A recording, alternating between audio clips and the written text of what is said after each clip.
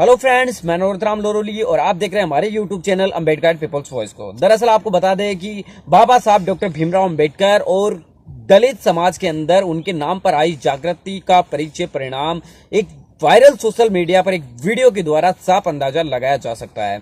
दरअसल बाबा साहब का एक लाइन वीडियो मुझे याद आता है कि बाबा साहब कहा करते थे कि मैं किसी भी समाज की प्रगति है उसके महिलाओं के अंदर आने वाली जागृति और महिलाओं के द्वारा की जाने वाली प्रगति से नापता हूं। तो अक्सर ये कहा जाता था कि बहुजन जो समाज है उसकी महिलाएं हैं वो कई ज्यादा पीछे हैं, लेकिन दरअसल अब ये देखने को मिल रहा है कि पिछले दिनों से एक सोशल मीडिया पर एक वीडियो वायरल हो रहा है और ये वीडियो जो है वो यूपी के आजमगढ़ का बताया जा रहा है। इस वीडियो को आप भी देखना और उसके देखने के बाद ये तय करना कि बहुजन समाज अब कितना जागृत हो चुका है।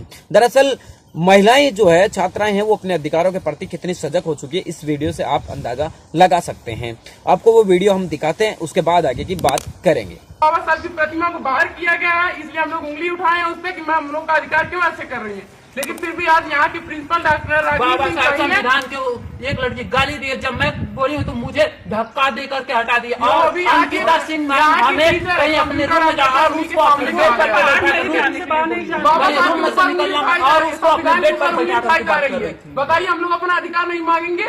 हम लोग अपना अधिकार मांग रहे हैं, हमको निष्कासित किया जा रहा है।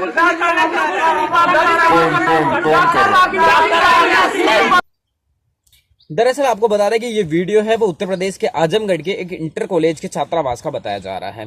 इस वीडियो के मुताबिक इस घटना का पूरे जानकारी जुटाने के बाद हमें ये पता चला है कि जो यहाँ की प्रिंसिपल है रागिनी नायक, उसके द्वारा जो यहाँ के छात्राएं हैं अनुसूचित जाति जनजाति की, उनके प्रति शोषण किया जाता है, उन छात्राओं के साथ भेदभाव किया जाता है। उन छात्राओं का आरोप है कि SC ST की जो छात्राएं हैं उनको एक अलग कमरे के अंदर रखा जाता है, जबकि जो श्रवण कास्ट की छात्राएं हैं उनको एक अलग कमरे में रखा जाता है। इसके साथ उनका आरोप ये भी है कि जो प्रिंसिपल मैडम है उसकी एक भतीजी जो है वो भी इसी छात्रावास में रहती है और वो छात्राओं को बाबा साहब अम्बेडकर, छात्राओं के साथ साथ जातिवादी गालियां निकालने के साथ बाबा साहब अम्बेडकर को भी गालियां देती है। ऐसा ही छात्राओं का आरोप है कि ये भी आरोप लगा रहे हैं कि जो श्रवण कास्ट की लड़कियां हैं उनको नमकीन बिस्किट दिया जाता है और हम लोगों को जो लाई और आटा दिया जाता है। तो आप इससे अंदाजा लगा सकते हैं कि छात्राओं के साथ किस प्रकार का भेदभाव किया जा रहा है। साथ ही आपको बता दें कि ये घटनाक्रम तब लोगों के सामने आया जब इन 5 लड़कियों को है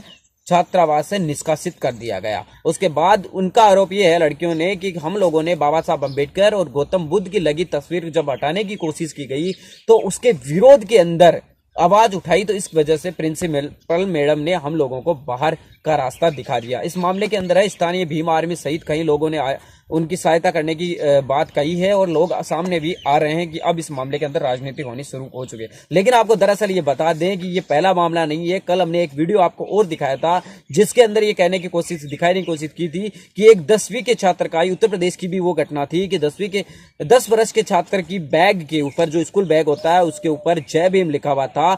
उसको देखकर मास्टर इतना भड़क गया कि उस 10 वर्षीय बच्चे की बुरी तरीके से पिटाई कर दी।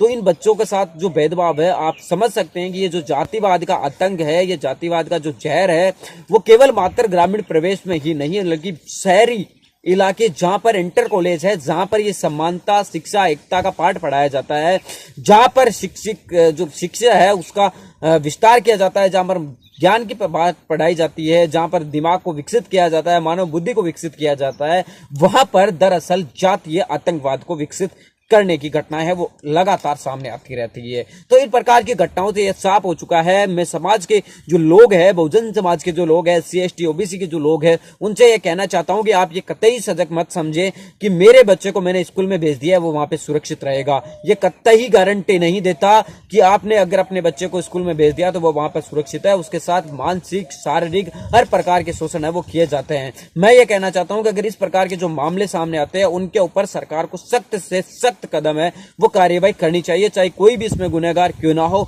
उनके ऊपर सख्त से सख्त कार्रवाई होनी चाहिए। क्योंकि इस प्रकार की मानसिकताएं से ही जातिवाद का जो असली जहर है वो बढ़ावा देता है।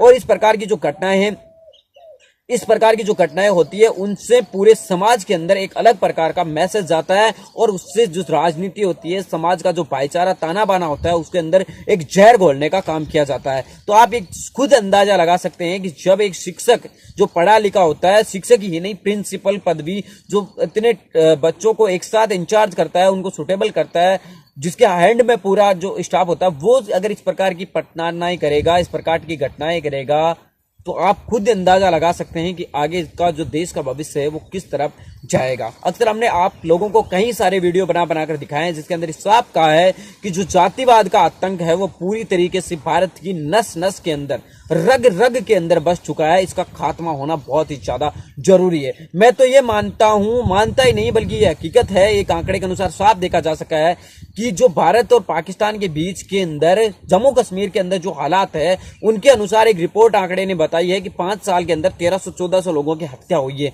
लेकिन प्रतिदिन करीब 3 लोग या 4 लोगों की हत्याएं हैं वो केवल जातीय आतंकवाद के कारण होती है।